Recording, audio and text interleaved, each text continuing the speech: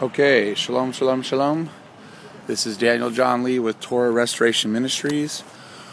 Website is www.spirittorah.com. So I had agreed with the campus administration that because it's finals week, I'm not going to do any loud preaching because it may disturb the students who are doing finals. But I'm going to be filming some podcasts here today in the hopes that as I'm filming and doing teachings, it might draw students to me. So we'll see what happens.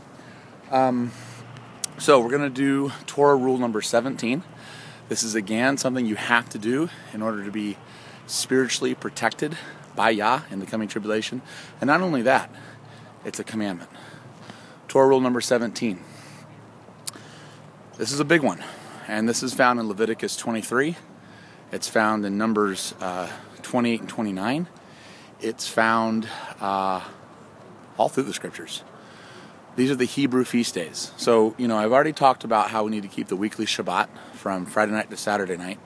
But now I want to talk about the Hebrew feast days. Okay, this would include Passover, unleavened bread, and first fruits. That always happens in the spring, usually in the month of April. Then you have Shavuot. That usually happens in late May or June, somewhere in that area. It's one day. That's a Sabbath. It's a high Shabbat. Then, after the summertime, you have the Feast of Trumpets, Yom Teruah. The Jews wrongly call it Rosh Hashanah. It's not Rosh Hashanah, but it's the Feast of Trumpets. That usually happens in September, October. Then you have Yom Kippur, 10 days later. This is a commanded fast day, also a high Shabbat. And then you have the 8-day Feast of Sukkot, which is an 8-day feast. The first and last days are Sabbaths. And then you have Hanukkah, which is an 8-day feast that Yahshua celebrated in John 10:22. That's also 8 days. None of them are considered Sabbaths, but it is an 8-day feast that you need to do. And then you have Purim. Purim is a Sabbath. Both of those days are Sabbaths that usually happens in February or March. And these are Sabbaths. It's commanded in the book of Esther. So all of these feast days are commanded for you to observe because these feast days are so important, because as Paul says, they point toward things to come. They have a lot of prophetic shadow pictures. Also, they paint a very vivid picture of who Jesus is. All these feast days are absolutely commanded for followers of Christ to observe. And in the same token, you are also commanded to reject the paganism that has tried to seep into Christianity.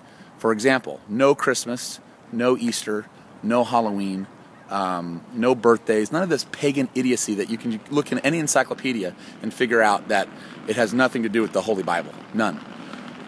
And believe me, when you start keeping the Jewish feast days, when you start doing Passover, unleavened bread, Feast of First Fruits, when you start doing... I'm not doing street preaching today. I'm just doing... because it's finals week. I'm just filming podcasts for my... Oh, yeah, that'd be great. Thank you. Appreciate it.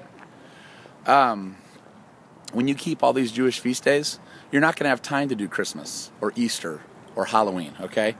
Like, for instance, I was raised doing Christmas, which is one day out of the year. It's very stressful. It has nothing to do with Yahshua.